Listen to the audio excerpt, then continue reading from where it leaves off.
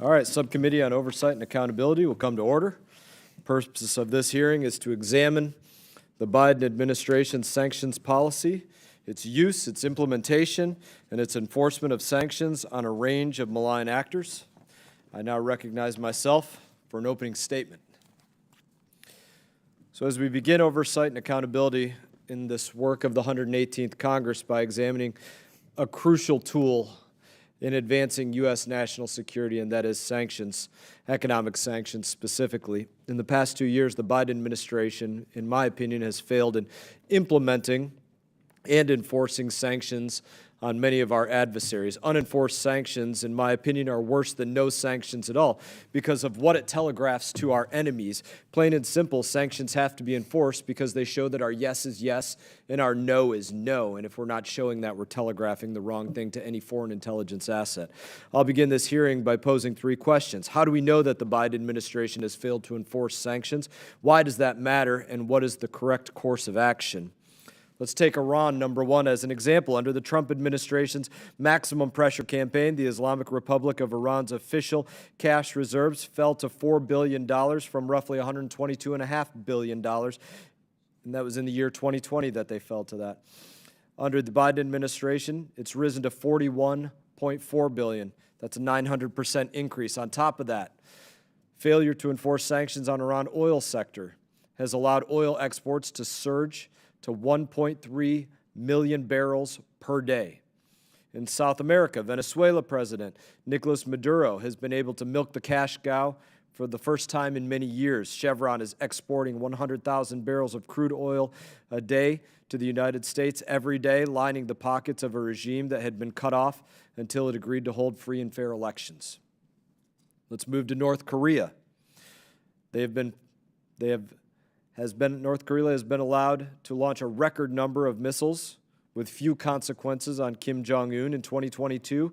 90 missiles were launched, breaking the previous record of just 25 in 2017. The administration has failed to crack down on Kim's sources of revenue or Chinese banks and companies that have been enabling it.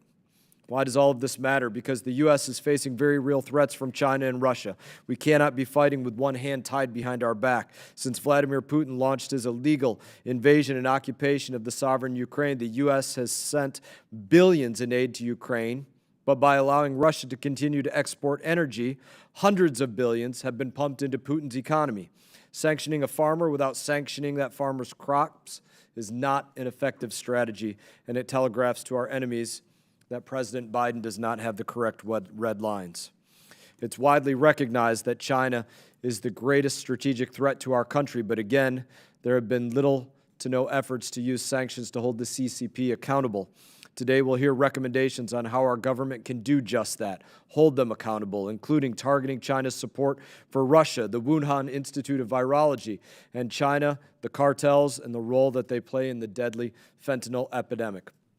Instead of focusing on innovative new ways to implement sanctions, this administration has been developing creative ways to undermine them by offering massive carve-outs through overbroad general licenses. In December 2022, Treasury issued and amended general licenses offering massive new exceptions for humanitarian aid, making it easier for assistance to fall into the hands of sanctioned regimes, terrorists, and human rights violators, as we've seen in places like Syria.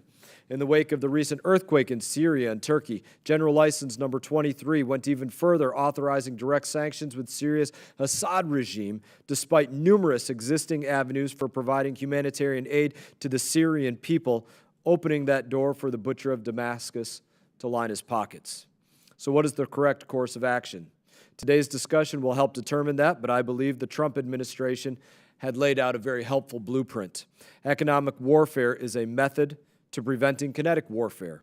Prior to the invasion of Ukraine, President Biden did agree with that statement, referring to direct sanctions, but later he started to say things like this in February of 2022. I didn't say that sanctions could stop him.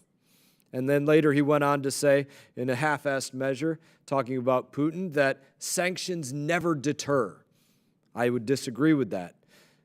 As Mr. President, I would say this to you, sanctions never deter if they are empty threats.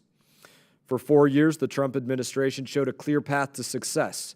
Make sanctions match your words and lead from a position of strength. We've seen the impact of rigorous congressional oversight of sanctions policy, implementation, and enforcement in recent years. Congress has a duty to conduct oversight and push this administration to take responsibility and act in the best interests of the security of our United States of America and our people. And in that, I will now recognize the ranking member. The chair now recognizes the ranking member, the gentleman from Colorado, Mr. Crow, for any statement that you might have. Thank you, Chairman Mast, and thank you for calling this important hearing. In this subcommittee, we have a responsibility to examine critical issues of U.S. foreign policy and national security and the impact of those policies and decisions on our national interests. Our system of checks and balances places on us the responsibility to conduct intentional oversight of the executive branch, to improve policies and ensure compliance with the intent of Congress. So I believe in robust oversight, and I hope that we can work together in a bipartisan way to strengthen and improve the lives of Americans. With that, I'm pleased to get to work on this first hearing. The sanctions are a critical tool of U.S. policy that help us counter an increasingly complex range of threats, from the weaponization of energy to human trafficking to terrorism. Our sanctions are holding dictators like Putin, Xi, and Assad accountable, cutting off the illicit finances of transnational terrorists and criminal organizations, and imposing severe penalties on human rights abusers around the world. So in that sense, sanctions are a versatile tool. But this is not the 1990s. We have to recognize that the world is rapidly changing, and the challenges of effective sanctions are greater than ever before. The simple reality is that the global economy is complex. Our trading partners have many options, which require that sanctions be used as a scalpel, not as a sledgehammer. If we misapply them, they will be ineffective. So with this new reality in mind, the Biden administration has used sanctions to significant effect, making U.S. sanctions policies stronger, more coordinated, and more effective. Under President Biden's leadership on Russia sanctions, they've produced an unprecedented coalition of more than 30 countries imposing devastating costs on the Kremlin.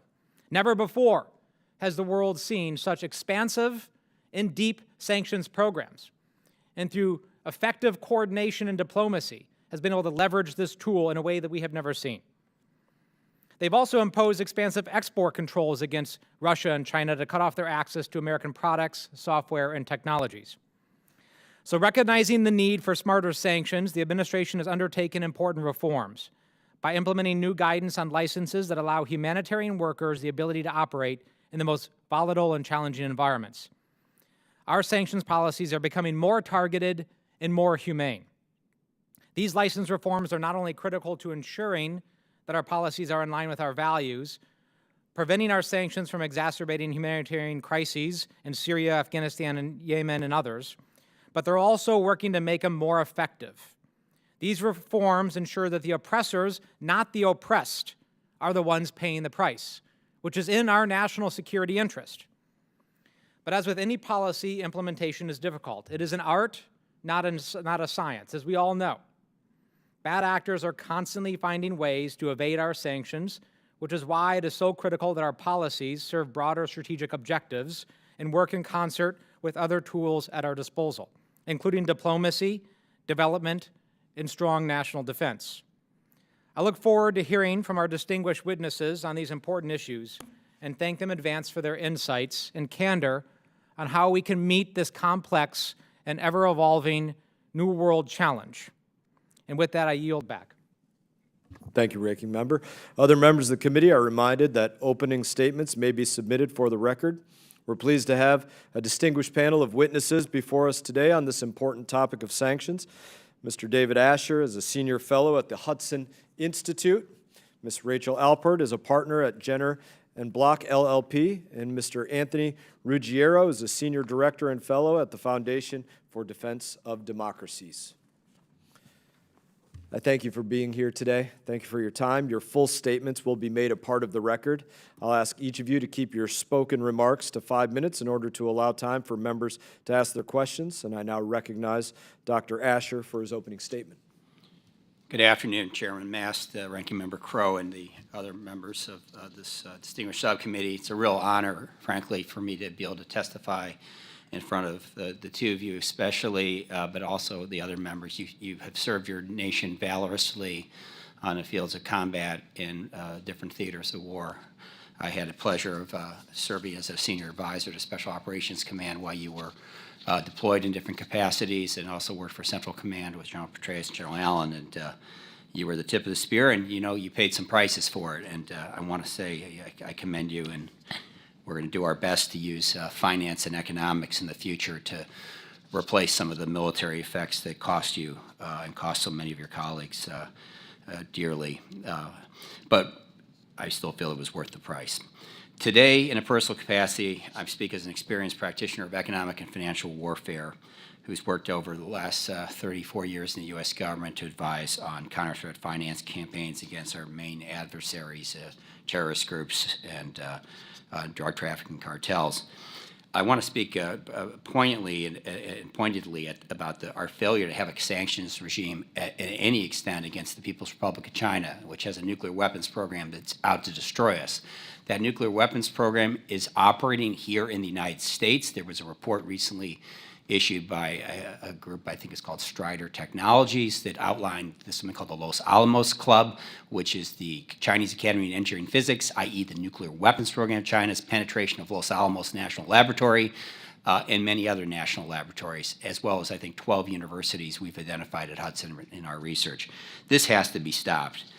They're pointing a huge and growing stockpile of nuclear weapons at us to destroy us, and they've made that clear. I think that we need to at least use sanctions to try to stop them from taking advantage of their ability to buy stuff in the United States and transact through our banks. But let's face it, we haven't imposed sanctions against China over its likely willful creation and certain undercover export of COVID-19. I led the investigation into the origins of COVID-19 for Secretary Michael Pompeo at the State Department.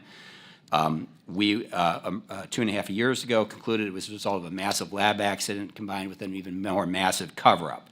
At this stage, can we at least sanction the infamous Wuhan Institute of Virology, its parent organization, its partners in the Chinese military, corporate subsidiaries, and key personnel?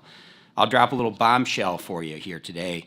My colleague, who came in as our external science advisor on weapons of mass destruction related to biology, Stephen Quay at the State Department, Dr. Quay has recently concluded, based on metagenomic analysis of sequences posted by the Chinese on NIH's own servers, that there is clear evidence that the Wuhan Institute, in an unsafe lab condition, BSL 2-3, the so-called dentist office level condition, was not just working on COVID-19.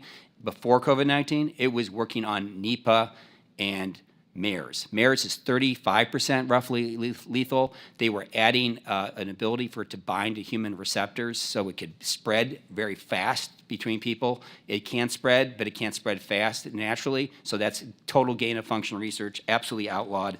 Nipah, 60% deadly. You want to end the world? This is a pretty clear way to do it. They were doing this in the fall of 2020 in the wake of the pandemic. As far as I know, they're doing it right now today, and none other than the infamous EcoHealth Alliance up in New York is still funding the research on behalf of the National Institutes of Allergy and Infectious Diseases. I think this needs to end. But let's face it, we also have a massive problem with the Chinese over fentanyl trafficking. I led the task force at the State Department with the DEA to counter Sino-Mexican fentanyl trafficking partnership and with the Sinaloa and New Jalisco cartels. We haven't even sanctioned the Mexican banks that we know harbor the leadership finances of Ismael Garcia Zapata Garcia, the leader of the Sinaloa cartel, and other members. But we have many more things to sanction, including the Chinese banks that are receiving billions and billions of dollars of the drug money, and the Chinese network of communist Chinese resident in the United States who are laundering the money. Frankly, I'd also like to underline, in line with Chairman Mast, your point, there's much more to be done on Russia. I worked on that. I can illuminate just how much the sanctions skirting continues. I have 5 slides that I'd like to submit for the record that sort of outline this. If you have time to take a look at them, I'd appreciate it. And I guess the core lesson I just want to say at the end here is we need good financial intelligence, we need verification of compliance of sanctions, and we need an interagency action plan and an absolute top-down approach to breaking the bank of these adversaries. Thank you. Thank you, Dr. Asher. I now recognize Ms. Alpert for her opening statement. Chairman Mast, Ranking Member Crow, distinguished members of the House Foreign Affairs Oversight and Accountability Subcommittee, thank you for this opportunity to testify before you today.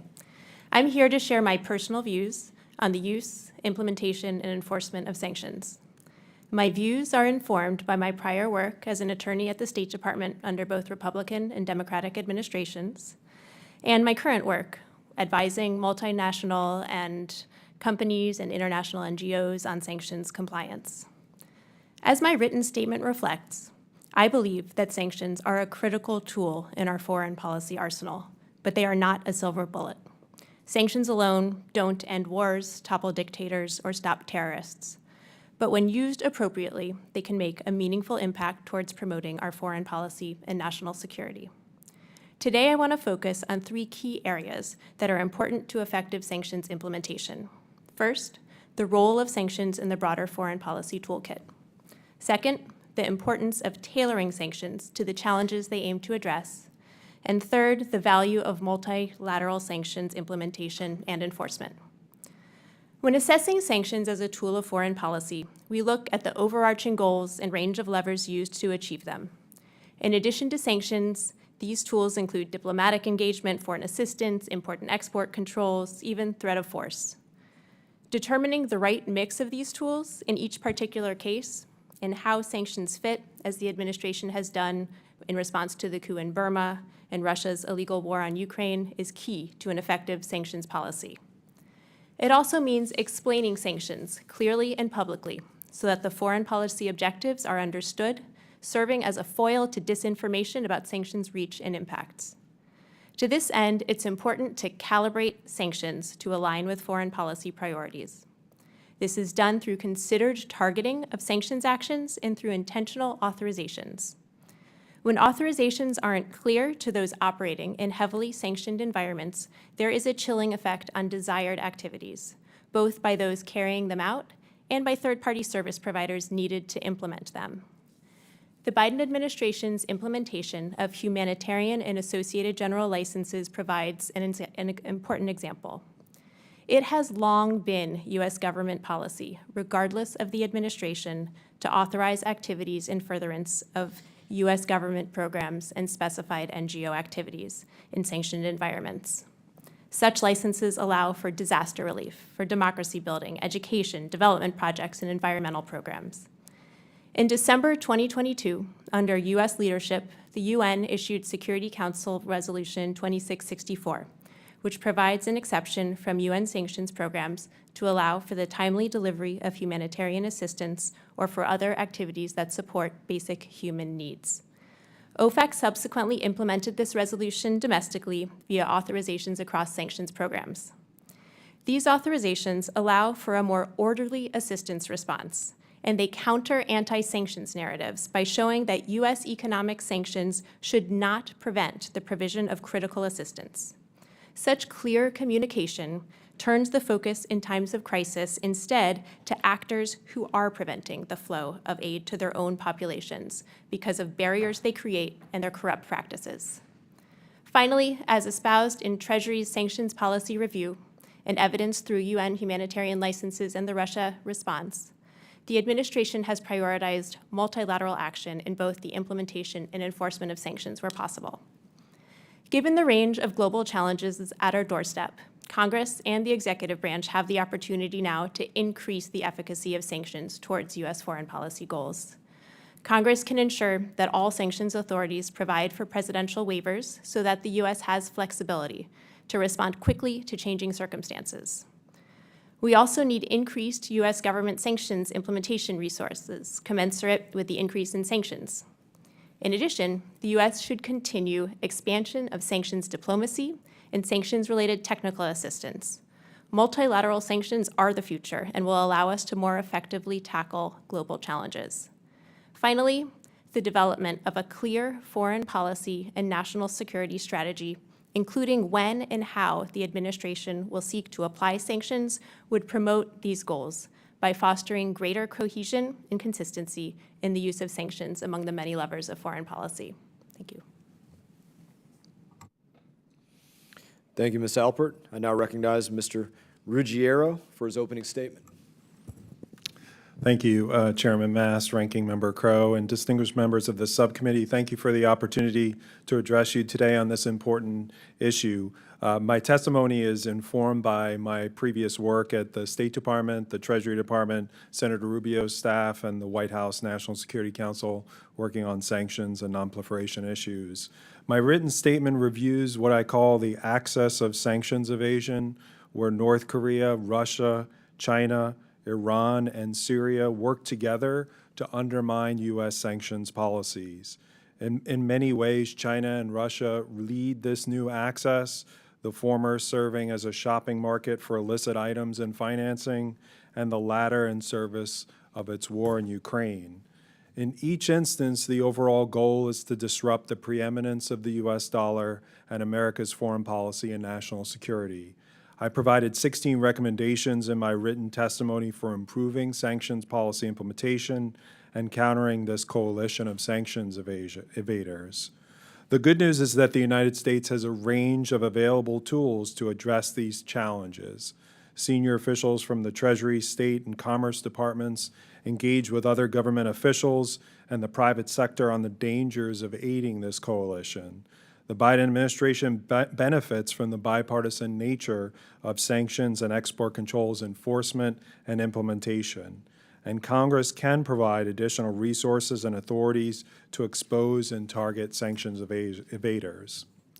On North Korea, limited nuclear deals have not stopped or rolled back Pyongyang's nuclear program, and U.S. sanctions on the Kim Jong-un regime have atrophied since former President Trump pursued summit-level diplomacy in 2018, even though Congress passed 3 North Korea sanctions laws in 2016, 2017, and 2018 by overwhelming bipartisan majorities. The Biden administration deserves credit for building a diplomatic and financial sanctions coalition to increase the costs on Moscow and its allies for the Ukraine war. But Putin can fund his war machine based largely on oil exports. And the United States should lead efforts to end U.S. and global reliance on the Rosatom State Nuclear Energy Corporation. The administration's inconsistent messaging on Chinese companies' exports to Russia suggests it is unsure of how to address China's role in the Ukraine war. While it is unclear if Chinese leadership is aware of or perhaps even tacitly supports Chinese companies providing lethal assistance to Russia, there is scant evidence to suggest the Chinese government intends to take any action to hold those firms accountable for potentially violating Western sanctions, let alone to prevent future lethal shipments from occurring. Iran has continued its nuclear advances, as we saw last week, also with attacks on Americans. Yet this administration does not have a plan for addressing Tehran's provocations and has not developed a sanctions strategy to increase pressure on the Islamic Republic. The administration has significantly reduced implementation of the Caesar Law, even as Assad's atrocities and attacks on Syrian citizens continues. The administration is allowing regional energy deals to move forward, where Damascus could pocket $40 to $50 million. The administration also issued a broad general license that allows a wide array of transactions involving Syria that were previously restricted or prohibited. General License 23 goes further than previous exceptions for humanitarian aid and could allow the transfer of money or goods to the Syrian government if it is listed as being for earthquake relief. I noted that it should revoke or modify that license and consider establishing a white channel for humanitarian-related relief efforts. The United States has expanded the use of sanctions as a crucial tool in its foreign policy. Congress should compel the Biden administration to sharpen its focus on the axis of sanctions evaders to ensure that they do not undermine key foreign policy priorities. Thank you for inviting me to testify, and I look forward to addressing your questions. Thank you, Mr. Ruggiero. And just before we even begin, I'm not butchering your name, am I? I'm saying it well? All right, good. I think that helps everybody out so we don't mess it up. I now recognize myself for 5 minutes of questioning. And I want to make this simple and straightforward in my questioning. I'll alert you right now. I'm going to start on my right and work my way left so y'all can prepare. I'm going to start on the right because you've prepared a comprehensive list in your analysis of sanctions that you believe to be important. But I want to ask you all to each go beyond that just a little bit. Identify to me, starting with China, and then if we still have time, we'll go to Russia for myself, and if we still have time after that, we'll go to Iran. Give me, for yourself, your most important national security objective and what sanction you would tie to that, beginning with China, please, and then we'll work our way towards the left for me. Mr. Ruggiero. Well, the two things with regard to China are deterring them assisting Russia in its war with Ukraine and preparing the United States interagency for the eventuality or the potential invasion of Taiwan and what role sanctions will play in that. I think looking at the lessons learned from the Ukraine sanctions. Meeting the national security objective of what? Well, initially trying to prevent that invasion, and then if an invasion happens, trying to reduce their ability to continue that invasion with Taiwan. I think right now we should be starting, the Biden administration should be taking a clear-eyed look at what worked before the Ukraine war, what has worked during the Ukraine war, and then as we move at some point, hopefully past the Ukraine war, what works after that. You mentioned in your remarks, you talked about the nuclear pipeline, the unconventional warfare pipeline that we certainly need to be looking at. Ms. Alpert, I'll give you that opportunity as well. Identify to me a national security threat and a sanction that you think that we should be implementing right now. Yep, so with respect to China and building on what my co-panelist said, there is the threat of China's support to Russia and also China's just general acquisition of technology in support of its efforts countering U.S. foreign policy interests. And so taking strong action to prevent China from acquiring more advanced technologies, even stronger boundaries to prevent its acquisition is really critical to preventing them from getting to the next stage. No doubt, but we're sitting up at 30,000 feet right now. I want you guys to come a little bit lower in the altitude. Give me some specifics, if you can offer one. Well, I think one issue has to do also with global supply chains and the significant reliance that we have on China in those supply chains, and the fact that not all of our allies are in alignment on how to address those issues. In the U.S., we have the Uyghur Forced Labor Prevention Act, which prevents items I'll pause you for a moment. I know we're not all in alignment, but we're the United States of America. And I like to think that we swing the biggest stick. And so we can get them in line with the right leadership. So what, if we could wave our magic wand as the leader of the free world, what would you put in place? So I think building strong international coalitions to address these concrete issues, so the issues of China acquiring technologies that will advance these priorities of theirs that are a counter to ours, is one critical issue, and another is making sure that we're all in alignment with respect to human rights policies and best practices in global supply chains. Mr. Asher, Dr. Asher. Yeah, I just say, reiterating what I said in my prepared statement, we need to hold the Chinese accountable for killing 20 million people around the world. That's roughly what number in excess mortality that have died as a result of COVID-19. They absolutely bear responsibility for the spread of this. I'm fully convinced they created it. I don't think they deliberately leaked it, but as I said, they're continuing to pursue weapons of mass destruction research in their biology programs, which are dual use, which will potentially destroy us in unsafe lab conditions. So a leak will happen again. Much larger chance of a biological World War III happening than any other type of World War III, even nuclear. And so we have to aim to stop that through deterrence and imposing costs.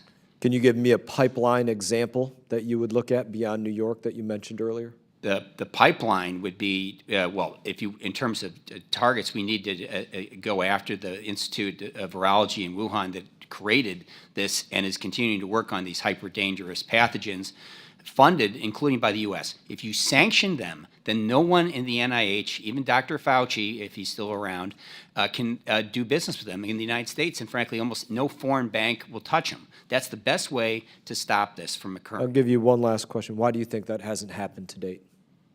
I think people are still in shock over the fact that we lost over 1 million Americans and, nearly 60% of GDP was expended countering this thing. I don't think any of us has reconciled ourselves to the actual origin, let alone the cost that this is imposed on humanity. I thank you all for your testimony, your candor, your answer to my questions, and I now recognize the ranking member, Mr. Crow, for 5 minutes. Thank you, Chairman.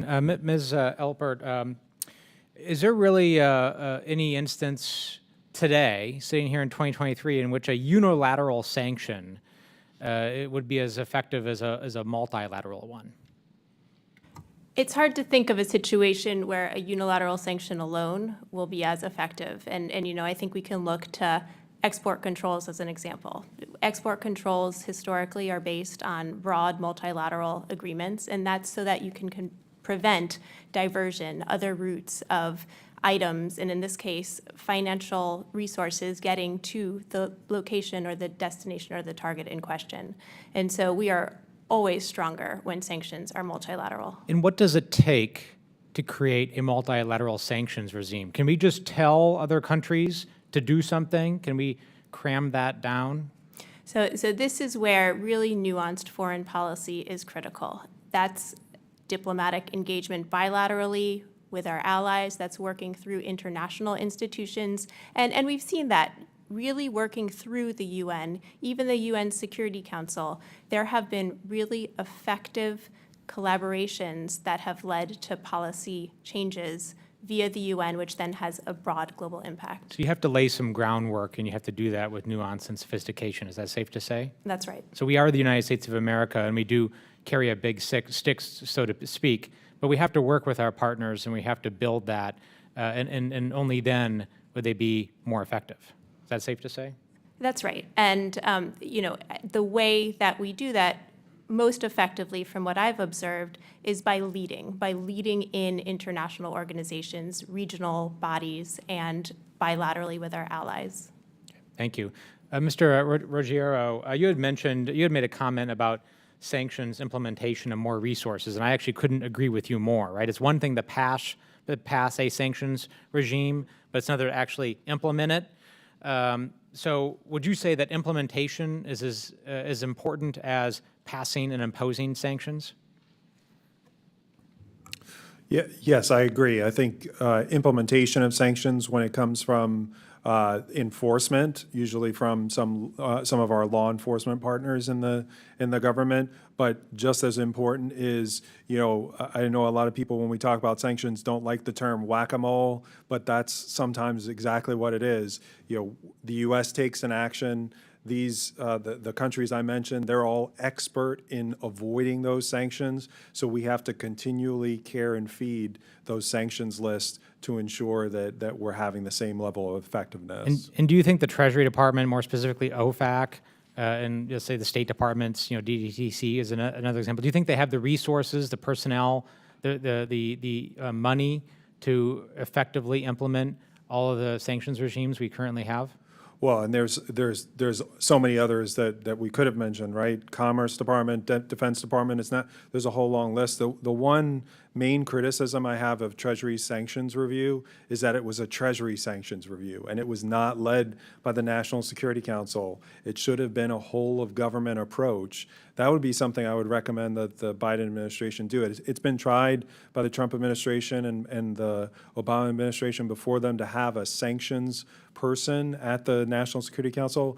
Generally, that person has not been of a sufficient high enough rank and has not led really a review of sanctions policy. I would recommend that as something that then the administration can come back to Congress and say, this is the type of resourcing we need to accomplish our goals. So if Congress were to allocate more resource, more funding for personnel, that would be helpful in your view? Personnel, sometimes it's computer, all the way down the line. But I would suggest that it would start with the administration. What are their goals, and then what are they missing to achieve those goals? And it has to be a whole of government approach. Dr. Asher, in your time in government and working in sanctions, you're familiar with the low, medium, and high confidence when the intelligence community creates an assessment, right? Yes, I am.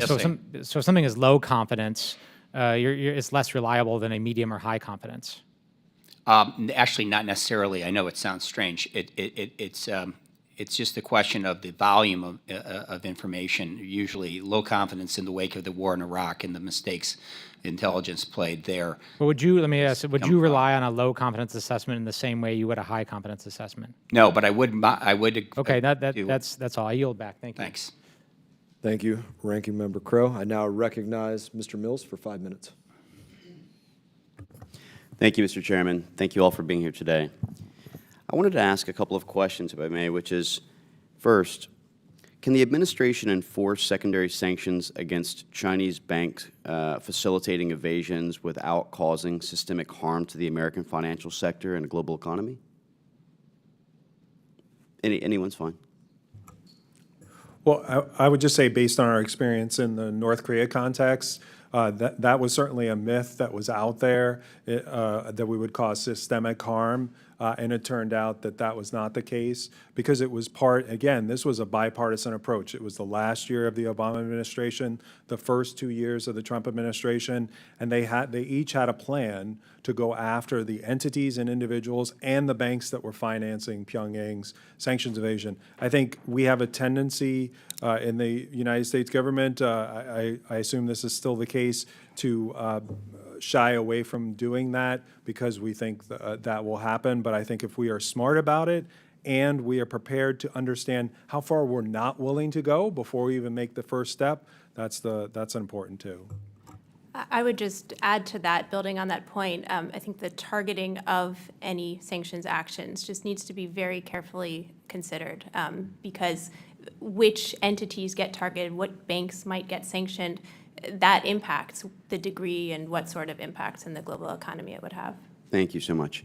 And if I may, this is directed to you, Mr. Asher.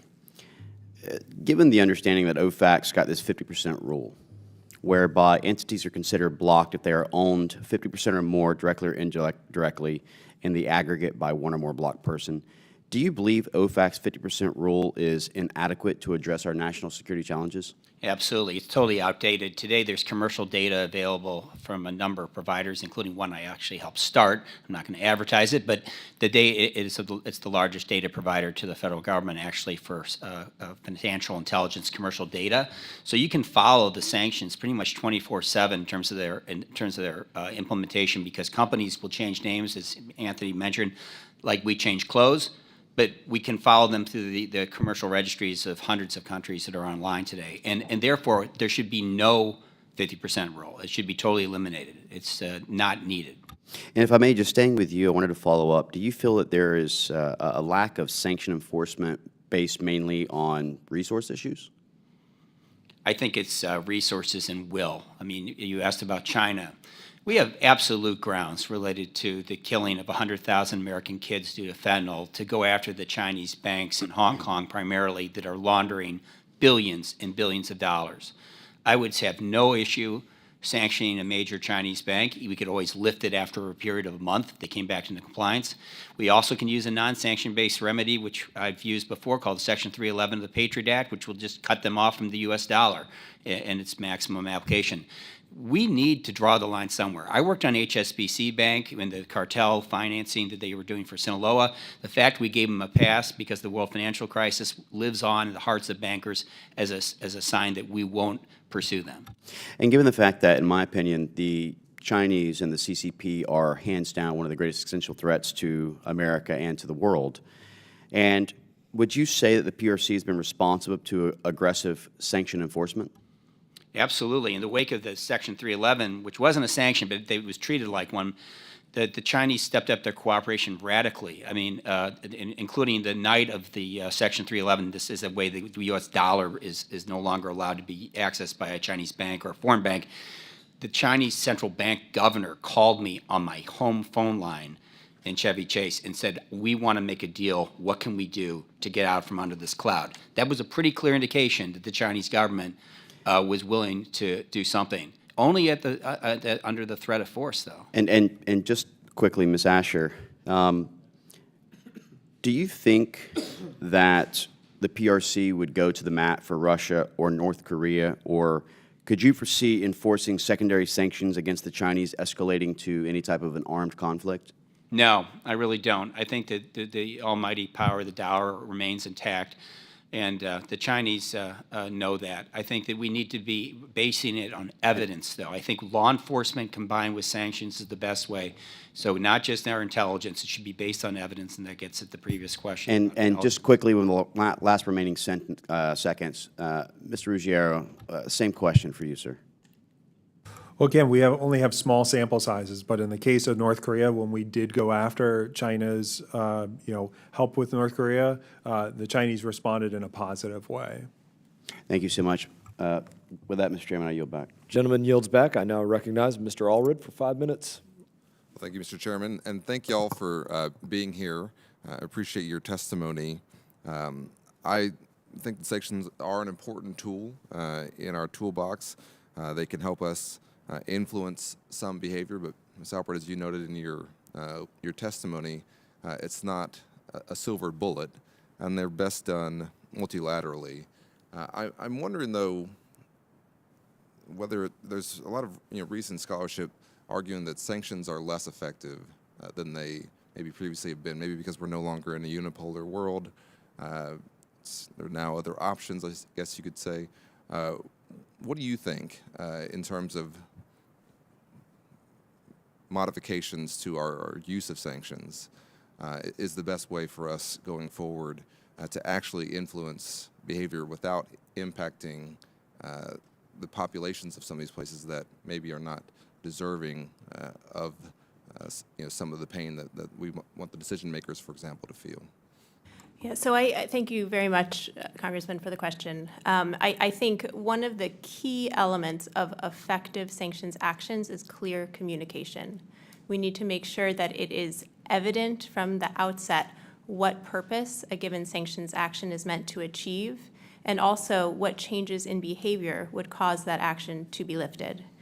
That, in conjunction with careful targeting of sanctions so that they are intended to avoid unintended consequences, and also so that there are authorizations in place to clearly allow the activities we want to continue to do so, are all key features of an more effective sanctions implementation. Of course, multilateralism is necessary too, not just in the sanctions themselves, but in the exceptions. Because if organizations are operating on the ground in challenging environments that are heavily sanctioned, then they need to know that an exception that applies in the United States also applies to their donors from Europe and the United Kingdom and other countries. Yeah. Thank you. What about permanent sanctions? That sounds to me like what you're describing is something that if we're communicating clearly, we have set goals. If sanctions last beyond a certain duration, does their effectiveness decrease, in your opinion? Yeah, well, I think sanctions that are stagnant are not particularly effective. That said, it's hard to put a set duration on what an effective sanction is because, sometimes sanctions are a lever, right? And if you 20 years later get to the negotiating table with a foreign adversary and removal of sanctions is a real possibility, then sure, it might be effective there. You need to weigh that, though, against the real consequences to those who are living under sanctions, especially comprehensive sanctions regimes, and assess whether, in the broad scheme of things, is this sanctions regime really the most effective way still at getting at the foreign policy goals that were the underpinnings of the sanctions at the get-go? Yeah. One of my concerns in the global South is kind of our, I guess you could say, competition, strategic competition for hearts and minds. That we both want to discourage, for example, coups and activities that we know violate our values, but that we want ultimately the people in the global South to look to us for our way of governance, for values, to not maybe be forced into the arms of the Russians or the Chinese. Looking at the global South and some of the ways that we're trying to both have in place, I think sometimes targeted sanctions for certain activities, but also maybe invite U.S.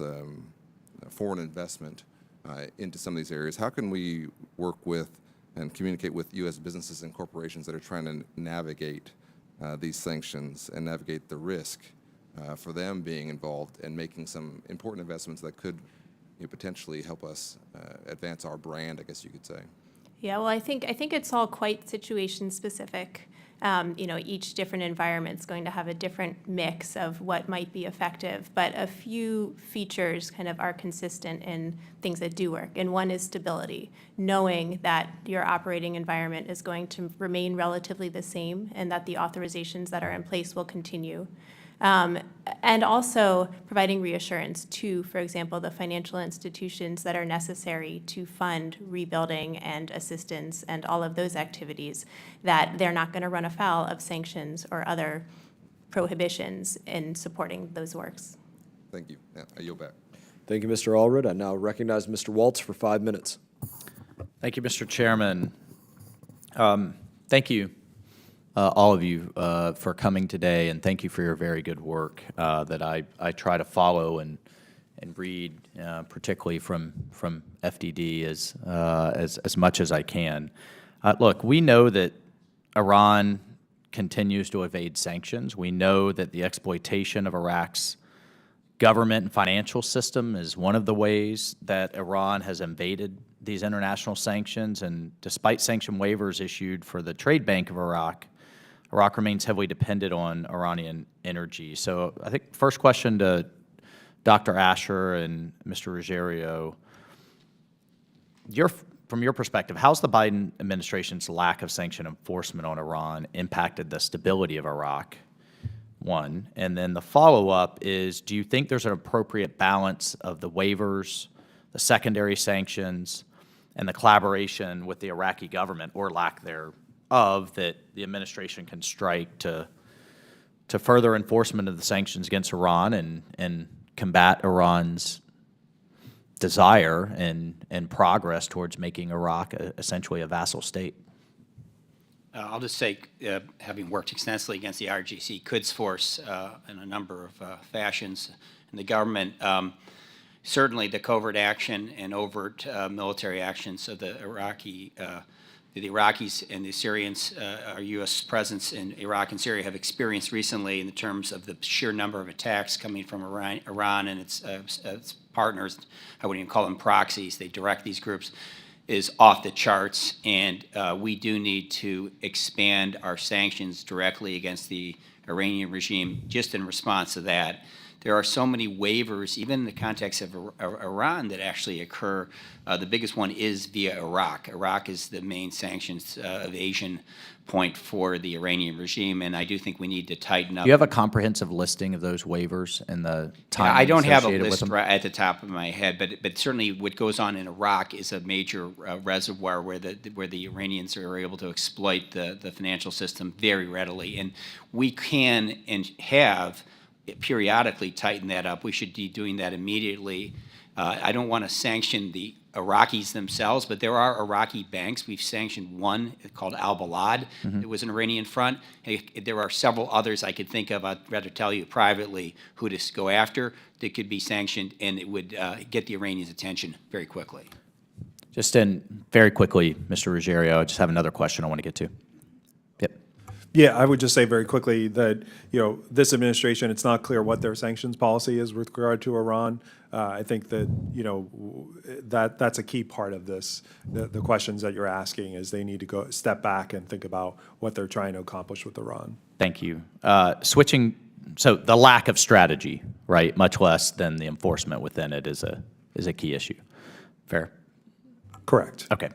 Switching to Afghanistan, since 2021, OFAC has administered 7 Afghan-related general licenses. They explicitly authorized financial transfers to the Taliban and the Haqqani network, despite clear and well-known ties to al-Qaeda, to allow for continued humanitarian assistance. Under these licenses, for example, the NGOs are authorized to pay taxes and fees imposed by the Taliban. I know from many Afghans that I'm in touch with, the Taliban essentially and Haqqani have registered themselves as NGOs. So we're essentially they're essentially laundering that money, and we're funding their terror network.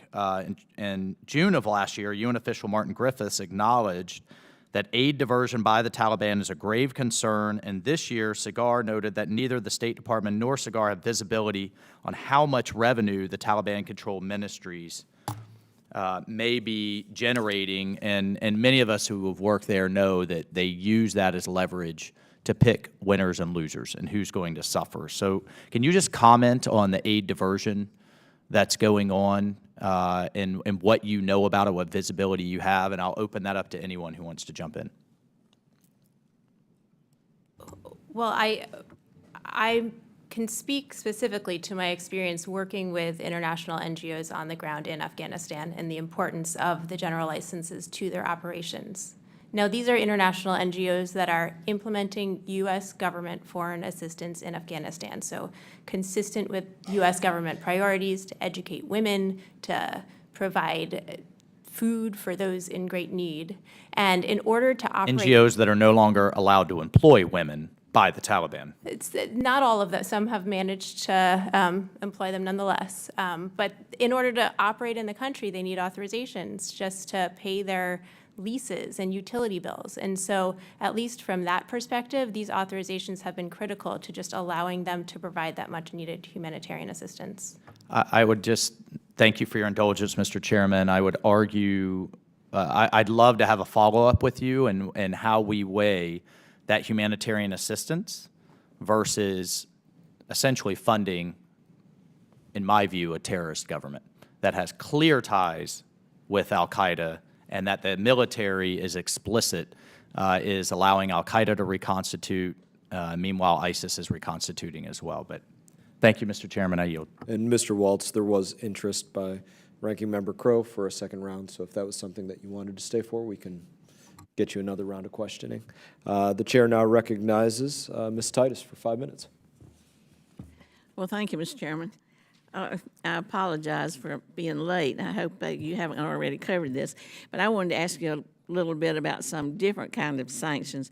My district in southern Nevada and Las Vegas has been hit by cybercrime a lot lately, and it's cost millions of dollars in losses. Even a hospital was hit. And I wonder how you are using sanctions to address the problems of cybercrime, because some of these are originating in foreign countries. I'll just speak very quickly, as Mr. Ruggiero can elaborate on North Korea, because we both worked on this. North Korea is, of course, at the forefront of cybercrime, including extortion of banks and of hospitals and utilities. It's very difficult to pin down who to sanction, especially, but there certainly is a fair amount of North Shore offshore assets in foreign banks that we could threaten to sanction if they don't freeze and allow us to forfeit those. So that is one aspect of how you can use the threat of a sanction to get someone to do something they otherwise wouldn't. There's money sitting all over the world for North Korea that we know about, and that might stop the North Koreans from being able to do business. Well, on North Korea, of course, they have a long history of this. Unfortunately, you know, they targeted Sony and threatened a 9/11 style attack over a movie, depending, you know, putting aside what your view of that movie is. On the question of, you know, cyber activities, going after the entities involved is one way to use sanctions, but this is really going to be an area where sanctions and the financial institutions, you're going to have to work together with financial institutions. In a lot of way, these are going to be cryptocurrencies that at some point are going to come back into the banking system. Mm-hmm. So making sure that financial institutions are not allowing that money to come back into the system, then going to the perpetrators of the cyber activities, that's the real key part there that we need to work better on and do more with financial institutions. And I would just add that it's also important for the Treasury Department to modernize, for OFAC to have the understanding and the tools so that they can intelligently target these actors. Is there anything we can do in Congress to help facilitate that? It's oftentimes, as everything else, a resources issue. Right, okay, thank you. Along the same lines, we have made ending fentanyl a priority. Is there any way you can use sanctions to go after the illicit drug trade, or is it all about financial institutions too? 100%. I mean, sanctions are probably our most effective tool. Let's face it, we've never sanctioned a bank pretty much in our entire history that's a drug trafficking bank. BCCI, the 9th largest bank in 1988, was brought down by U.S. Customs investigation, law enforcement. We've never taken a full-bore sanctions approach, whether it's against a Mexican bank that's holding the accounts of the Sinaloa cartel leadership, Chinese bank that's laundering the money for the 14K triad, which is selling the chlorofentanyl to the Mexicans to make fentanyl. I mean, it would be a nice area to start, and I think it would have a lot of effect. It's about drug business is a business about making money. Well, this also gets back to what we talked about earlier in terms of China. If we're unwilling to move up the chain inside of China to include entities and individuals and potentially banks, then the effectiveness may not be there. So before we move down this pathway, we need to make sure that the United States needs to make sure that they are prepared to understand how far they're willing to go. And then also in conjunction with sanctions, we need effective law enforcement capabilities. We need, work with our allies internationally because this is a global problem. We've got conventions that counter various forms of drugs. These are tools at our disposal in our foreign policy arsenal to also help address this issue. Well, thank you. Maybe we can work on some of that. I yield back. Thank you, Ms. Titus. Chair now recognizes Mr. Perry for 5 minutes. Thank you, Mr. Chairman. Thank you, ladies and gentlemen, for your testimony. Dr. Asher, we talked to Secretary Blinken recently, at least I did, regarding the known illicit bioweapons program conducted by the Chinese Communist Party and the military in conjunction with the Wuhan Institute of Virology. Do you think that there's a reluctance to sanction because of the fact that we've known about it, and even though we've known about it, there has been U.S. taxpayer dollars provided to the Wuhan Institute of Virology that worked in conjunction with the Chinese Communist Party's military in this illicit bioweapons program?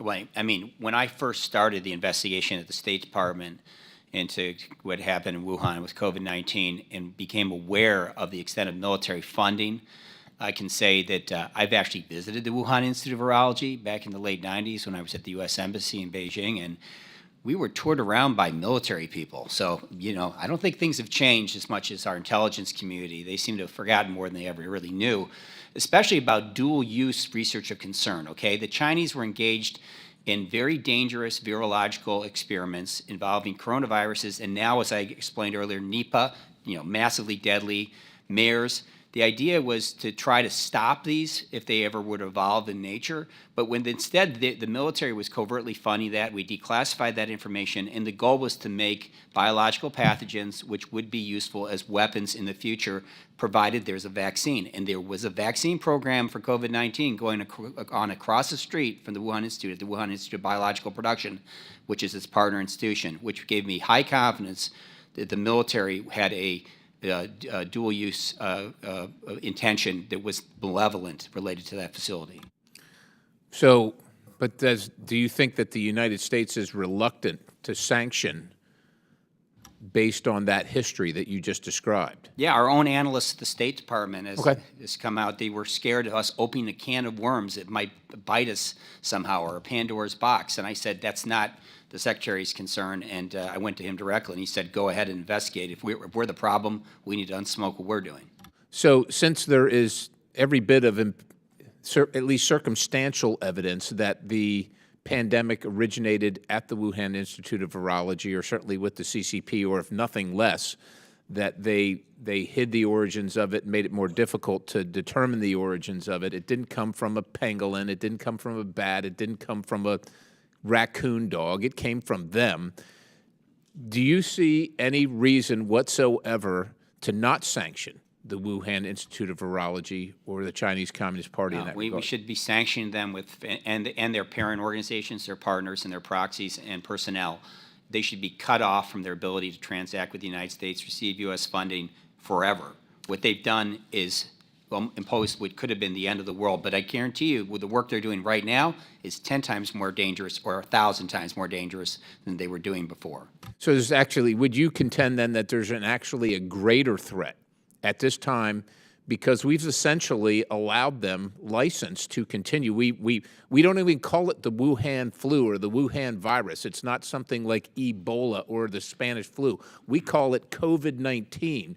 And part of the reason we do that is because of the propaganda of the Chinese Communist Party that called people that wanted to identify it correctly at the time, they called us racist and xenophobic and so on and so forth. Do you think it's actually counterproductive at this point, to our great peril, to not be sanctioning them? It's absolutely counterproductive. There's no cost. We literally 60% of GDP in fiscal and monetary stimulus to offset the biggest decline in GDP that exceeded any year in the Great Depression in 2020. Let's not forget what happened to our economy. Negative 12% GDP disaster. I mean, 60% of stimulus. Why do you think we have inflation today? I'm sure your constituents are interested in that. Thank you, China. That's the problem. Well, I would agree with you, and I would also ask this. You know, there's a lot of concern in the room about what might be the effects of the sanction, you know, on a greater level, whether it's to the United States economy, the global economy, diplomatic relations, et cetera. Is there anything more concerning than a more virulent strain of pandemia, than one that will come out of a unfettered Wuhan Institute of Virology run by the Communist Chinese Party in partnership with the Chinese Communist military? No. It's the future of warfare is in biology in my mind. Thank you, Mr. Chairman. I yield. Thank you, Mr. Perry. The chair now recognizes Mr. Hill for 5 minutes. Thank you, Mr. Chairman. Appreciate this hearing. This is something that we should always put at the forefront, which is evaluating how our sanctions regimes are working. Since the Obama administration, we've just been a sanction-oriented government. Every troubling situation seems to be, demand a new sanction. So my view is that that's good, but if we don't enforce them, what value are they? If we don't have our multilateral partners also imposing sanctions in a similar way, what success is that? And I think North Korea is certainly a terrific example of that over the recent years, with not a lot of help on enforcement in that particular part of the world. The two most consequential sanctions-related bills that have passed during my past 8 years in Congress are the Countering Americans' Adversaries Through Sanctions Act, and then the Caesar Syrian sanctions. And I've worked very closely on the Caesar bill, and I've been very engaged in the tragedy of the last decade in Syria. Assad is clearly one of the most dangerous people in the world. And when Secretary Blinken was here last week, I asked him why we were tolerating Arab League member countries potentially, reestablishing diplomatic relations with Syria. I think that's a terrible mistake. But the good news is that the NDAA included my Captagon Act bill in it, which just yesterday, and I'm pleased to have a small victory in the last few days, the Treasury Department and the United Kingdom jointly began sanctioning Syrian nationals connected to the Captagon trade using the Caesar sanctions. And I like the fact that we're partnered, as I say, with another one of our major partner countries, because I think that gives a lot of credibility and potential for success that way. Let me start with Dr. Asher. What's your assessment of how the executive branch has used sanction authorities in this administration?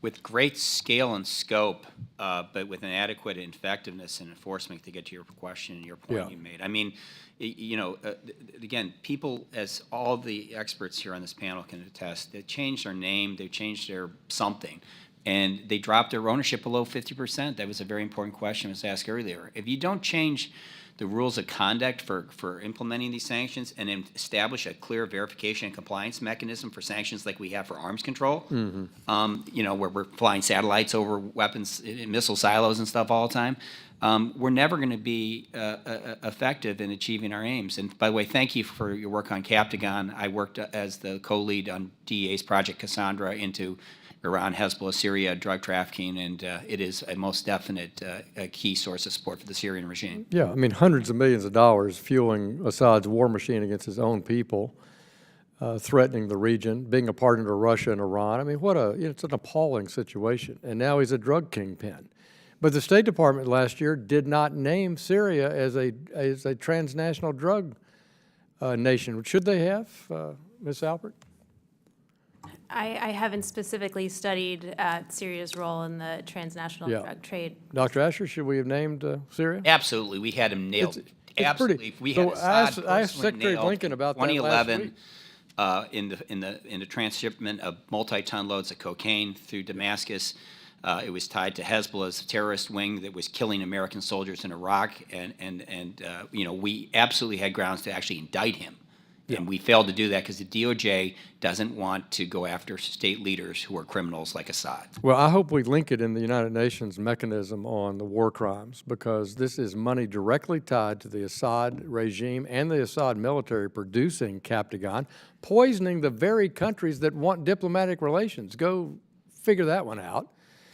Because if those dollars are connected, and they clearly are, then I think we can use the mechanism process in taking him to court, you know, as a transnational drug criminal in addition to being a murderer. Secondary sanctions, got a few seconds left. Who wants to talk about China secondary sanctions? It's, you know, China for $600. Okay, you're up. Well, sure. I mentioned it before, but, you know, we have one example when it comes to North Korea.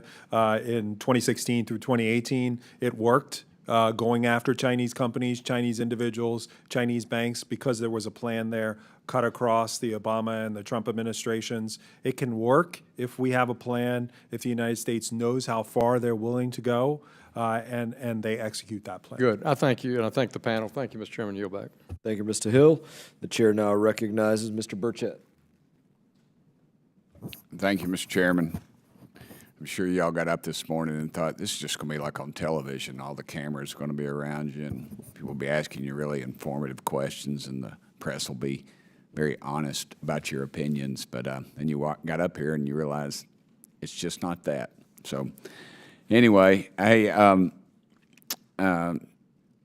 see, I'll make sure I got my names right. Ruggiero. How do you say Ruggiero, Mr. Ruggiero? Is that it? Ruggiero? All right. Well, Burchett gets slaughtered pretty regular too, so don't worry about it. It feels like the administration is kind of reluctant to enforce some mandatory sanctions against the Chinese entities enabling sanctions invasions by Russia and North Korea. I want to address some of the narratives underpinning that reluctance. Can the administration enforce secondary sanctions against Chinese banks facilitating evasions without causing systematic harm to the American financial sector and the global economy? Absolutely, but I think as a starting point, it would be great if the administration targeted the networks inside of China. They have designated North Korean individuals inside of China operating, but not the networks inside of China. So they're clearly just going after one small node of a larger network. So they have some work to do there. Was the PRC responsive to aggressive sanction enforcement? We only have one example, a small sample size, but they have been in the past. And part of that is making sure you have a full plan of how to do it and then executing that. I'm not sure who to address this to, but maybe Mr. Asher. You look kind of lonely over there. Would the PRC go to the mat for Russia or North Korea? And could you foresee enforcing secondary sanctions against the Chinese escalating to armed conflict? I mean, I don't think on Russia they're going to go to the mat. On North Korea, they are at the mat. They've been using North Korea assiduously for years. I worked extensively in the intelligence community among my many other jobs, 7 times in and out of the government, on North Korea operations and North Korea-related intelligence activities. And we saw that. We just, Anthony Mr. Ruggiero can also amplify that the North Korea's Namcheonggang nuclear proliferation network that built the reactor in Syria that was for the Iranians to build nuclear weapons back in 2007, which was taken out by the Israelis, was moved. All that whole program existed right through Beijing. Okay, so the Chinese knew what was going on. We informed the Chinese what was going on, and they said, "Oh no, nothing's happening." But we knew they knew. It continues.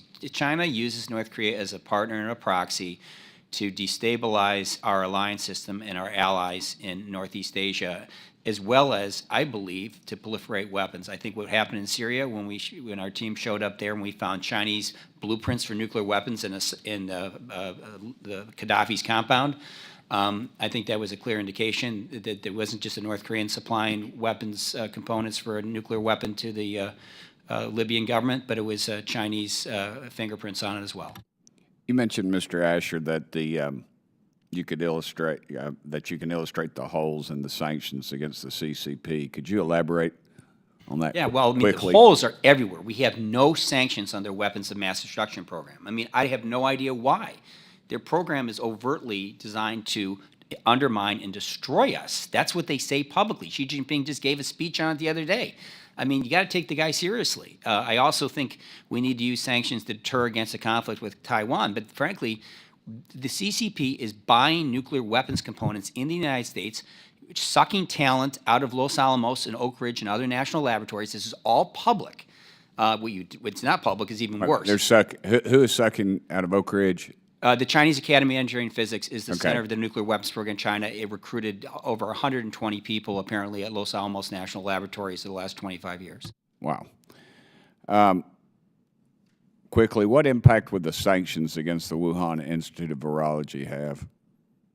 Mr. I think it would absolutely set back the biological dual-use research areas of concern that, whether deliberately or indeliberately, led to the promulgation of COVID-19 and most likely its creation. You think there's a good reason for us to do that? Absolutely, and I think it would certainly send a message to the world, and would also stop U.S. taxpayer money from going there. It's almost the only way to stop NIH from continuing to fund stuff that just is blatantly dangerous. What can we do, this administration do, to use sanctions to counter the Chinese military threats? Just jump on it, either one of y'all.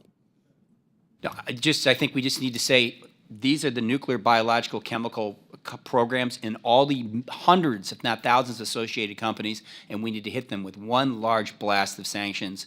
And I think it would need congressional legislation to do that. It should be much like the work that was mentioned earlier against terrorism in Iran itself as a regime. Thank you. Mr. Chairman, I'm over my time, but out of my 19 meetings today, I believe this has been the most informative. Number one in our hearts, Mr. Burchett. 435 on the chart. That's right. Chair now recognizes Mr. Moran for 5 minutes. Thank you, Mr. Chairman.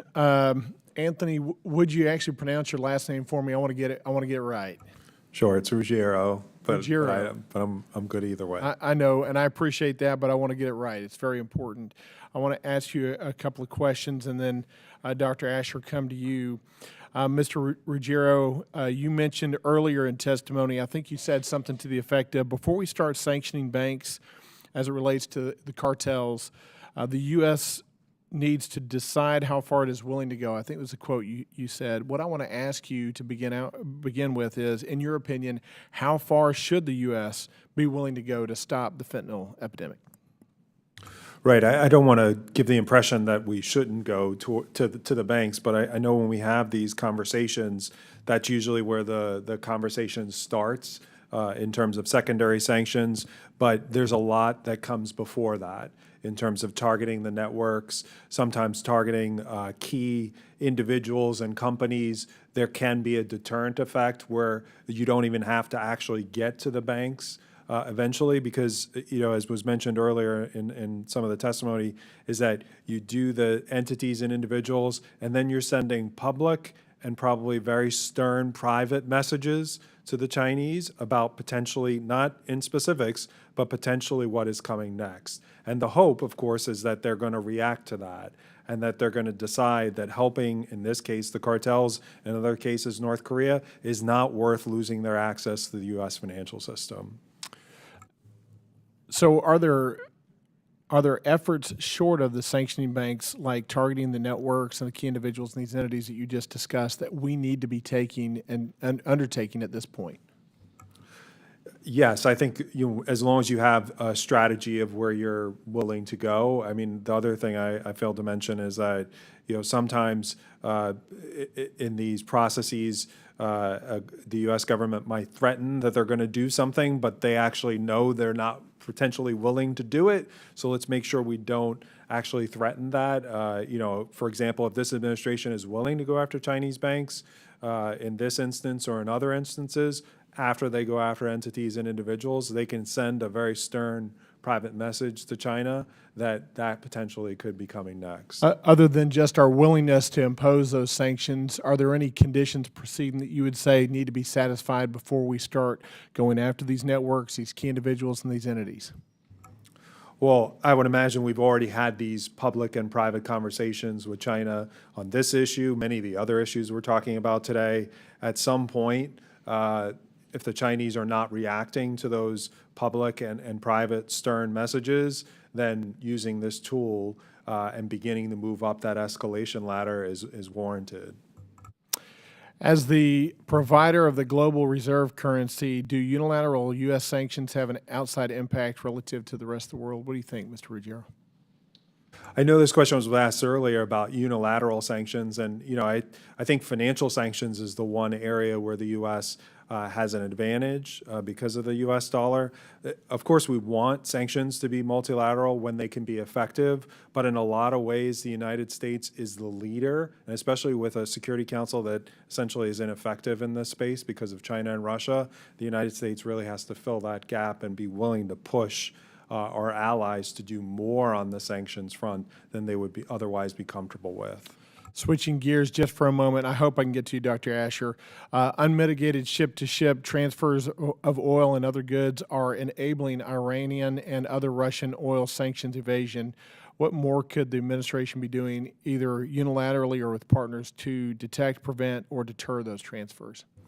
Right. It's a huge problem also in the North Korea context. I would just say that, again, we have to think about what is our strategy here. Monitoring is important, but only if at some point we're willing to take action against that sanctions evasion. Dr. Asher, how adequately is the Department of Justice's National Security Division responding to the threat of the drug cartels?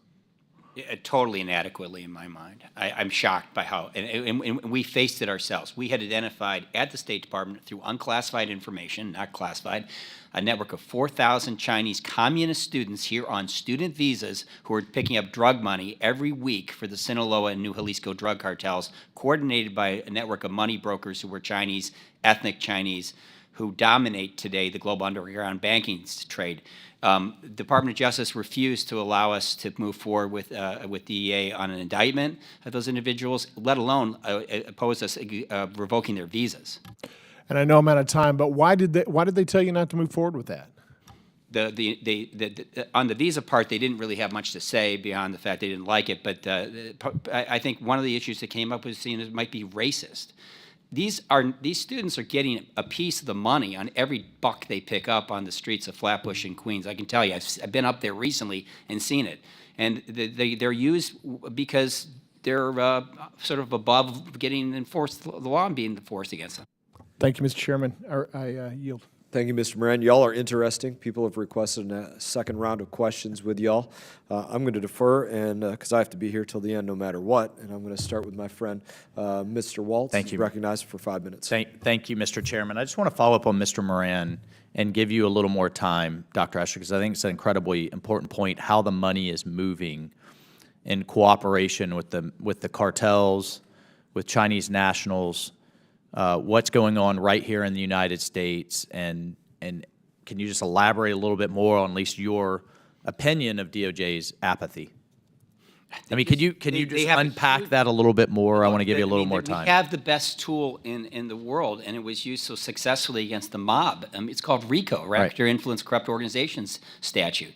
You do that, you can do, it's a hub and spokes approach. You hit the top person, let's say John Gotti, and everybody under him gets indicted if we can identify they were actually members of the organization. Sure. We tried to propose to the DOJ, even under Trump, doing the same sort of approach against the Sinaloa cartel's partnership with the 14K triad in China that was sourcing most of the precursor chemicals going into Mexico for the Sinaloa cartel. And there was just no appetite for processing it. Some of it was just COVID, though. COVID got in the way of all sorts of meetings. COVID lockdowns. The COVID lockdowns, the government more or less shut Our reaction down. to COVID got in the way of a lot of We couldn't get into court. I mean, I had a strange job where I did law enforcement part of the time, and then I was doing work on proliferation, including investigating COVID, its origin. But on the law enforcement side, which I'm very proud of, having spent nearly a decade of my life working on law enforcement, we have the tools. We know where the money is actually. You'd be shocked at how much the DEA knows about where the cartel money is located. We even know which Chinese banks are at the heart of this. And even though it's an underground banking Hawala-like thing, ultimately the cash gets dropped into banks. There's a massive amount of cash going south from the U.S. toward Mexico in rail cars, in trucks, and they're dumping it in the Mexican banks, which is illegal under Mexican law. But the Mexican And then what's the relationship between the Mexican banks and back to mainland China? And the Mexican banks, including Mexican banks that are Chinese in Mexico, are receiving billions and billions of dollars a month in drug money. It'd be very easy to enforce the law against these people. Someone just needs to decide to do it. Evidence is there.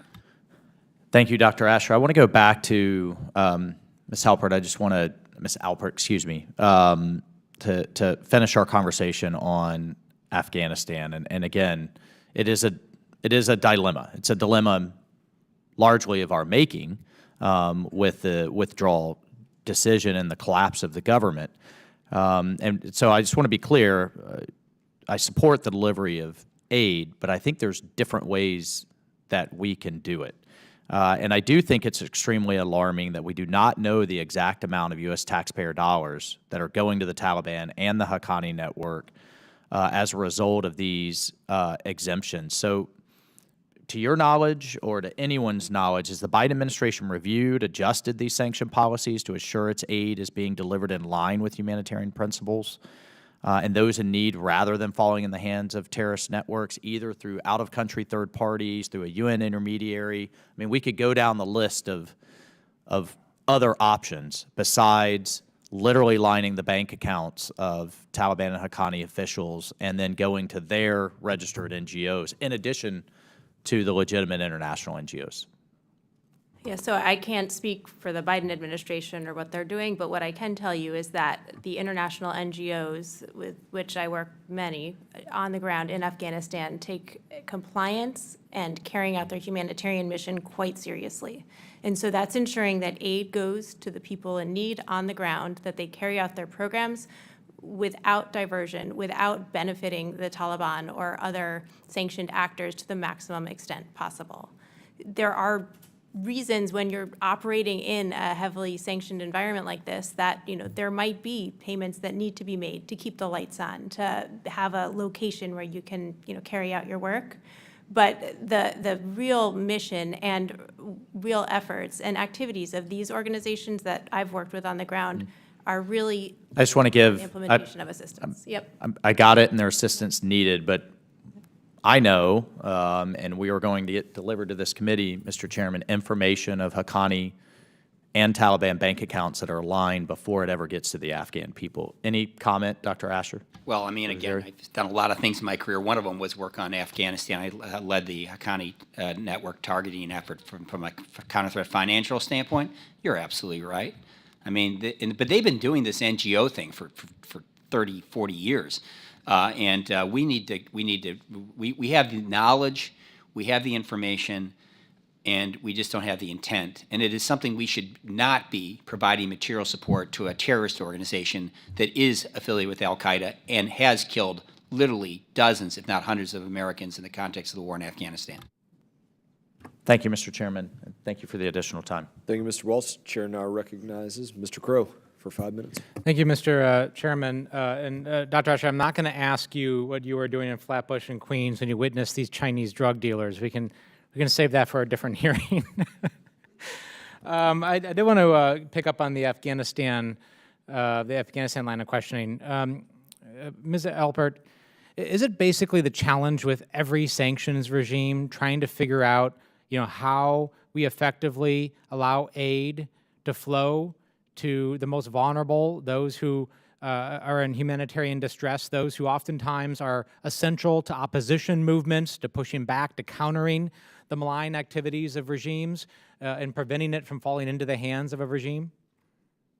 It is, and there are organizations that have great expertise working in these incredibly challenging environments and have done so for decades and have built really strong and effective compliance systems and programming operations to the maximum extent possible to minimize diversion in that way. So it's your opinion that this is possible to do in Afghanistan?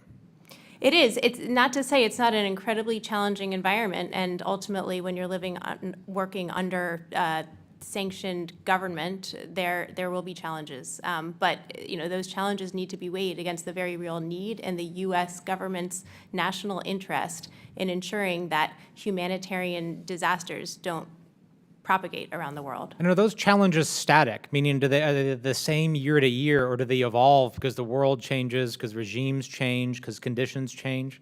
They evolve all the time. I mean, there are disasters all the time. And, I think one way I look at this is we've got sanctions in place as a barrier. We also have foreign assistance restrictions, and also notwithstanding authorities. And so many of the authorities that, Congress historically has allowed assistance to be provided, even when there are foreign assistance restrictions in place, are consistent with the carve-outs to sanctions that OFAC has also authorized. And is that reality that conditions change and things have to evolve, is that built into the process? Is there review of these sanctions? Are we receiving information and tweaking enforcement of them as we go? It's important to do so, and we saw this along the way in Afghanistan as international NGOs and those working on the ground there really communicated with the administration about the challenges they were facing and the lack of ability, essentially, to function in the country because the authorizations weren't clear enough. And so in response, we saw the Biden administration issue various general licenses so that these organizations could continue their important work in Afghanistan. I'd like to talk for a moment also about the risk of sanctions. There's been a lot of discussion today about the benefit of them, which is very clear. They can be a very useful tool, but they can backfire. I'll just use the example of the Global South. Some of my colleagues were talking about the challenges of engaging in the campaign for the hearts and minds in places like South America and Africa and South Asia and other places. If we don't do this right and intentionally, is it possible that we impose sanctions and we actually drive some of those emerging economies and developing societies away from us into the arms of our adversaries? Certainly, and this is why it's so important to carefully target sanctions and make sure that they're not overly broad. And we've seen this to a degree. One example under this administration, there were sanctions applied in Ethiopia, and they explicitly did not include the 50% rule so that they wouldn't have inadvertent, unintended consequences, at least to the maximum extent possible. So in your experience, we are taking in that to account. We're trying to make sure they are narrowly tailored yet effective. So we are engaging, we're moving people towards us, but also penalizing the malign actors. That's the goal, and I have seen effective communication about the goals behind individual sanctions actions. The last question for you, Ms. Alpert, is Russia. The fact that in the last year, we now have a coalition of 30 countries that have imposed sanctions on Russia across a variety of industries, but we had to declassify information, engage in diplomacy, and then create a coalition and sometimes allow Europe to lead, sometimes lead ourselves. Is that a model, do you think, for future sanctions regimes? I think it is, and I think it really strengthens the U.S. ability to implement and enforce sanctions in the future. The fact that we have this model of being able to effectively impose really strong and broad multilateral sanctions outside of the UN Security Council when the UN Security Council is effectively not functioning. Thank you. I yield back. And I yield myself 5 minutes. And Ms. Alpert, you're getting a fair amount of attention right now. Your comments, all of your comments are interesting, everybody. But I want to touch on something else that you brought up. And you mentioned the importance of preventing China from acquiring certain tech. I think this is something that we can all agree with. I would say every bit of tech. I wouldn't even specify certain. I don't want them to outdo us in anything, and I mean that very literally. So what do you make of the fact that BIS has approved, I want to say, over 23 billion of tech licenses to blacklisted companies specifically, and the Foreign Affairs Committee has uncovered that they've denied less than 1% of license requests to Huawei and SMIC despite being on the entity list? Without knowing the specific nuances of each license denial, I can't comment on the specific actions, but what I can say is that the ability to license is also important. So if we want to, and we should at times take really broad sweeping sanctions or export control actions, licenses add nuance and they create the ability to be much more flexible with our foreign policy. I can't comment on the specific licensing decisions. But do you find that today, right, looking at today, 2023, you find that acceptable to give Huawei licenses, to not deny, to approve 99% of them instead of denying 99% of them? Without more information on the substance of the license applications, I can't comment on whether or not it is a policy that makes sense. I'd pass this over to Dr. Asher and Mr. Ruggiero to expound upon this and approving 99% of their licenses in today's world. I think it's a poisonous precedent. The whole Huawei affair has been really mishandled. We made this dramatic arrest with the Canadians of the daughter of the founder, who was basically their chief operating officer, and of course she's made her way back. The whole China task force that the FBI had has sort of collapsed. It was decommissioned under Biden. I have no idea really why. These are issues to which do resound in the mind, I know, of President Biden strongly, given his actions on semiconductors. I think that we really need to look hard, and I'm really glad that you're the ones to do it, because you're in charge of oversight, not those of us at think tanks, to look at these license exemptions. I think we should have a much higher threshold, and frankly, they should be reviewed maybe by a third party before they're just granted the thumbs up by the bureaucracy. I don't think the bureaucracy, though, also has enough resources to process the effective implementation of export controls, so that's another problem where you could address that legislatively. Mr. Ruggiero?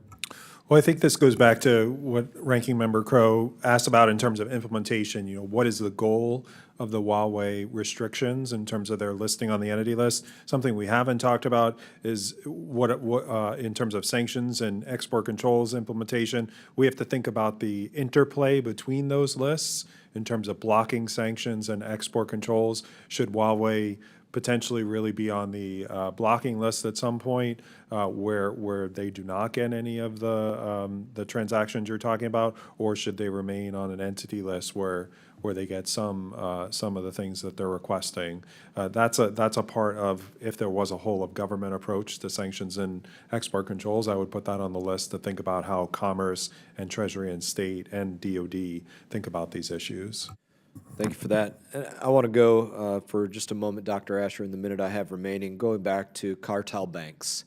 And if you can, just walk us through the secondary and the tertiary effects that you see of going after these cartel banks, which I'm very interested in and see great value in. But I'd love to I'm very confident that, having gone after several banks in my career, including Hezbollah's main bank, Lebanese Canadian Bank, which had nothing to do with Canada, but had a lot to do with Iran and Hezbollah, if we were to use a criminal approach combined with sanctions against one or two of the main banks in Mexico that we know hold the money for the Sinaloa cartel leadership, it would have a dramatic effect on all the banks in Mexico and their willingness to do business with the Sinaloa cartel leadership. It would also cause the Sinaloa cartel leadership to probably go into a crisis. They're in the business of making money. So you got to think about it like, the last episode of The Sopranos, when the financial walls start falling in on Tony. And look, somebody then puts a bullet in his head, right? That's what we think. Someone would do that to probably Ismael Garcia himself, the head of the Sinaloa cartel, if he couldn't pay his capos.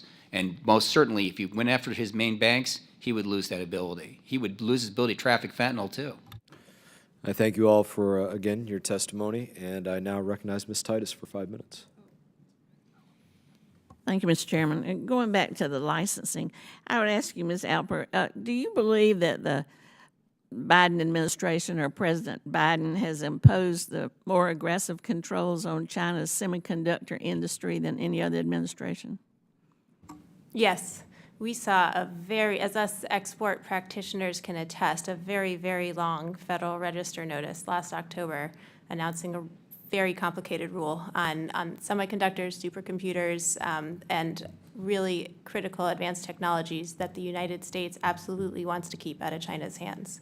Now, the issue, and one of the key issues I think that will be a feature as we continue our policies with respect to China, is multilateral enforcement of these rules, because that rule included a foreign direct product rule that expanded the scope of U.S. export controls beyond U.S. borders to items made overseas. We need partners in implementing these export controls. Thank you. If Congress prohibits TikTok here in the U.S., would that be kind of in a form of sanction indirectly? Any prohibition, if you depends how you define sanction, could be a broad one.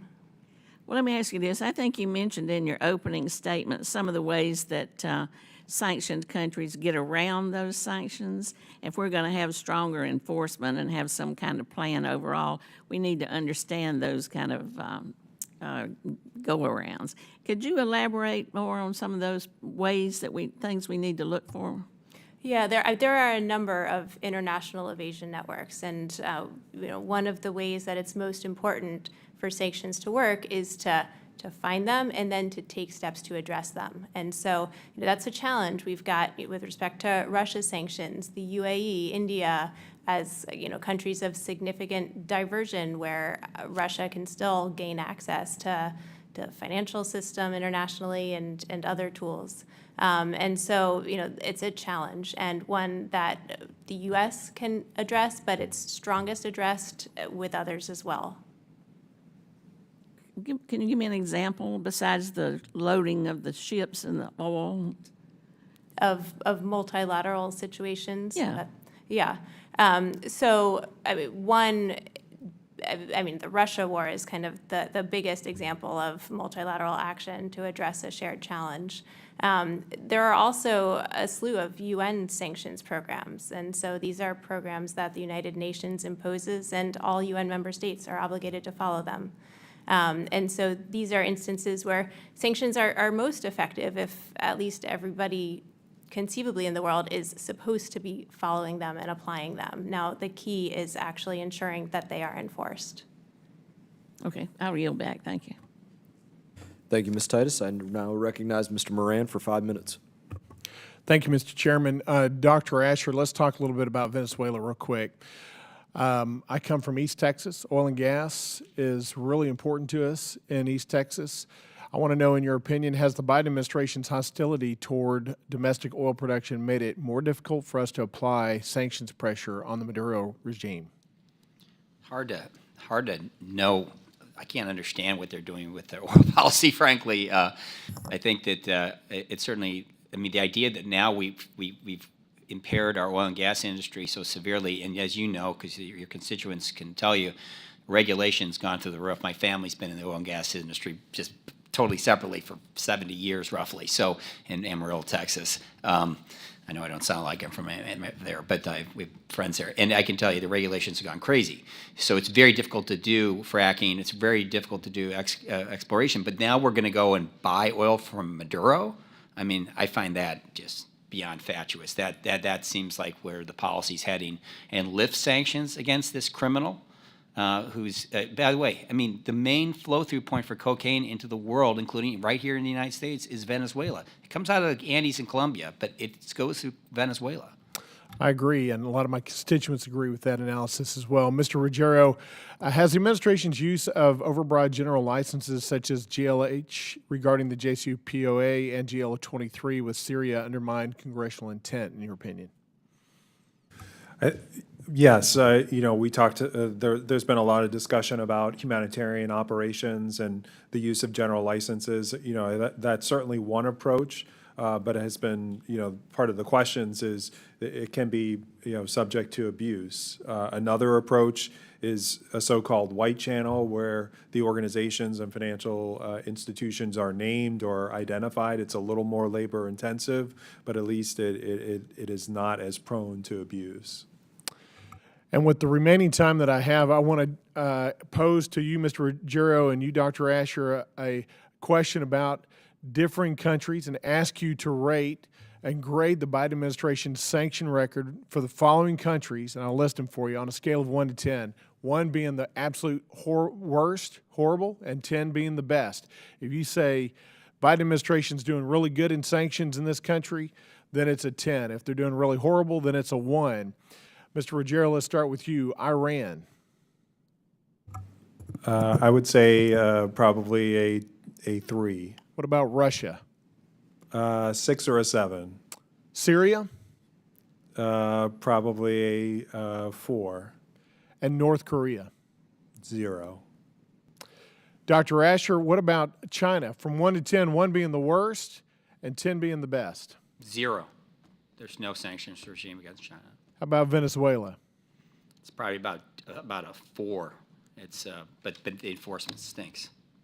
And then finally, ending where I started my conversation earlier, and that's with the drug cartels. Dr. Asher, as it relates to the drug cartels, would you rate the Biden administration's sanction record either a 1 or a 10 or somewhere in between as it relates to how good they're doing, 1 being the worst and 10 being the best? Well, I'll just go into negative math. Less than 0 would be my view. And I'm not hostile to President Biden, but I don't understand his lack of use of financial force against these cartels. What I hear from you is that there's a lot of work that can be done and should be done with respect to sanctions against those entities and those countries that are working adversely to the interests of the United States.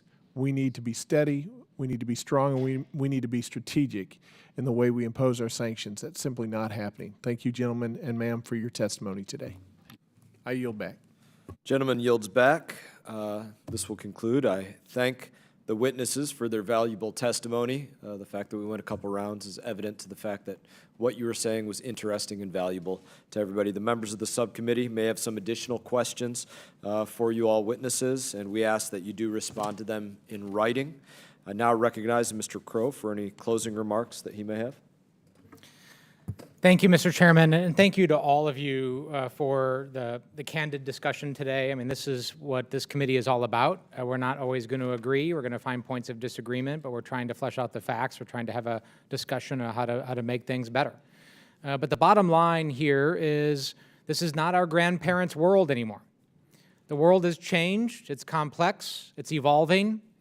Our trading partners have options, right? The developing world has options. And as much as we like to talk about the power of the United States, which I believe in, and I do still believe that the United States has great power and great influence in the world, and the world is far better off when we wield that power for good. But we have to do it differently.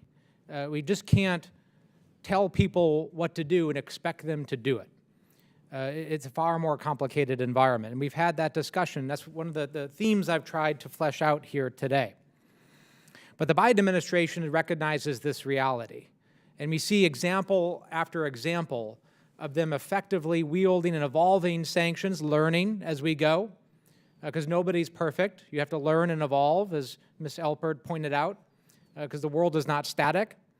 But the example of the Russian sanctions, I don't think there's anyone in this room here today that 13 or 14 months ago would have thought that we would have a regime as comprehensive and as deep and as hard-hitting as that the Biden administration has assembled with 30 nations in a comprehensive way, from energy to technology to export controls to economic system to hit on Russia. And we did so by declassifying information, by creating a diplomatic coalition, by leading at times, but also deferring and allowing our allies to lead at times.